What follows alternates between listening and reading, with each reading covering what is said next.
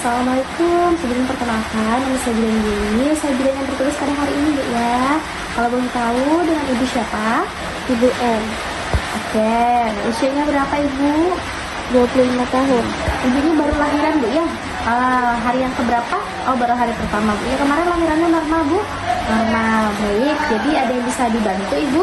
Tanya perawatan bayi. Oke, di sini mungkin saya akan menjelaskan sedikit bagaimana cara perawatan bayi baru lahir, khususnya kan buat ibu muda seperti ibunya ya, Bu ya. Karena ini kan pengalaman pertama, Bu ya. Perawatan pada bayi baru lahir itu ada beberapa, Bu ya. Salah satu yang terpenting yaitu dengan cara pemberian ASI. Kita mulai dari pemberian ASI dulu. Pemberian bayi baru lahir ini hanya diberikan ASI saja, tanpa ada pendamping makanan lain seperti sun ataupun nasi atau pisang, itu nggak perlu, Bu ya. Jadi cukup ASI saja. ASI ini diberikan setiap 2-3 jam atau paling sedikit 4 jam setelah bayi lahir. Kalau bisa sebenarnya habis bayi lahir itu kita lakukan IMD atau inisiasi menyusui dini.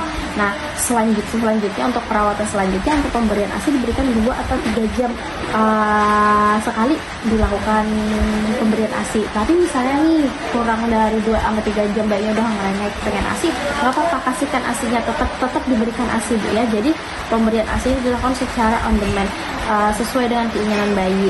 Selain untuk pemberian ASI tadi sudah jelas, Bu ya, minimal 2-3 jam per hari atau saat bayi mau gitu. Terus dengan pemberian ASI usahakan agar bayi selalu dengan ibu, karena kalau misalnya bayi dengan ibu ini kan bayi itu merasa lebih nyaman, aman, dan juga hangat. Ibu dan bapak selain ASI tadi, kita juga perlu menjaga kebersihan bayi. Usahakan bayi itu tetap dalam keadaan hangat dan kering. Usahakan untuk terus atau memantau popoknya. Kalau misalnya udah agak penuh, udah agak langsung diganti aja, Bu ya, supaya tetap kering. Terus selimuti bayi sesuai kebutuhan, tapi jangan juga selalu diselimuti, takutnya nanti dia malah kegerahan atau kepanasan. Terus juga kalau bisa pakaikan ini sarung tangan, sarung kaki, dipakaikan topi, jadi supaya tetap hangat. Apalagi kalau misalnya malam-malam hari ya, kita lakukan perawatan tali pusat untuk untuk bayi yang baru lahir kan tali pusatnya masih ada, Bu ya. Nah, ini kita lakukan perawatan dengan prinsip bersih dan juga kering. Itu misalnya ini saat mandi kan kita bersihkan tuh di sekitar pusat, bisa dengan air, terus dibersihkan aja gitu.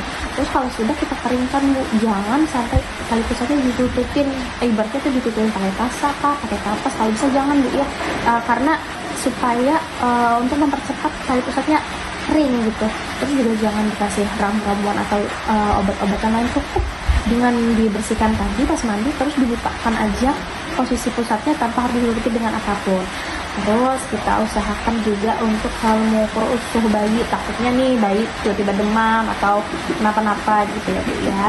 Terus kita juga harus paham tanda bahaya yang perlu diwaspadai pada bayi baru lahir. Misalnya nih bayinya sesak napas atau sulit bernapas, di mana pernapasannya kurang atau lebih dari 60 menit per menit. Terus tubuhnya nih lebih dari 38 derajat Celcius atau kurang daripada 36 derajat Celcius.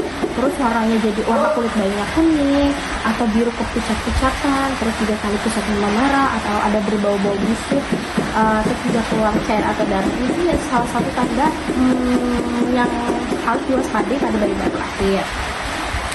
Terus misalnya nih ternyata selama beberapa hari ada tanda-tanda atau gejala tanda bahaya yang saya sebutkan tadi, segera bawa ke fasilitas kesehatan terdekat ya, supaya dapat penanganan lebih cepat seperti itu. Dan penjelasan yang saya jelaskan tadi apakah sudah bisa dipahami? Oke, baik, Bu ya. Jadi kalau ada apa-apa bisa langsung datang ke klinik ya, Bu.